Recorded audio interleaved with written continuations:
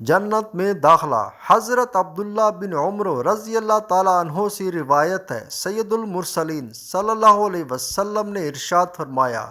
جس شخص کو جہنم سے بچنا اور جنت میں داخلہ ہونا پسند ہو تو اسے موت ضرور اس حال میں آئے کہ وہ اللہ تعالیٰ اور آخرت کے دن پر ایمان رکھتا ہو،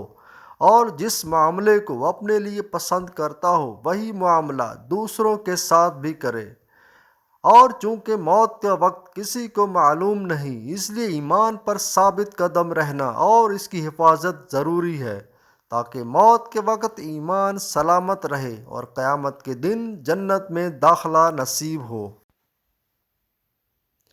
سورہ مومنون کی ابتدائی 10 آیات کے بارے میں حضرت عمر بن خطاب رضی اللہ تعالیٰ عنہ فرماتے ہیں، جب نبی اکرم صلی اللہ علیہ وسلم پر وحی نازل ہوتی تو آپ صلی اللہ علیہ وسلم کے چہرہ اقدس کے پاس مکھیوں کی بھنبھناہٹ کی طرح آواز سنائی دیتی۔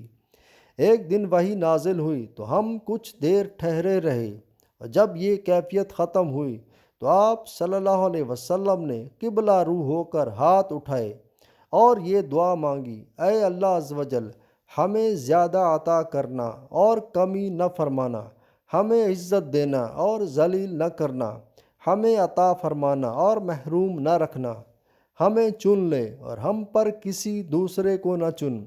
اے اللہ عز و جل، ہمیں راضی فرما اور ہم سے راضی ہو جا۔ اس کے بعد ارشاد فرمایا، مجھ پر 10 آیات نازل ہوئی ہیں،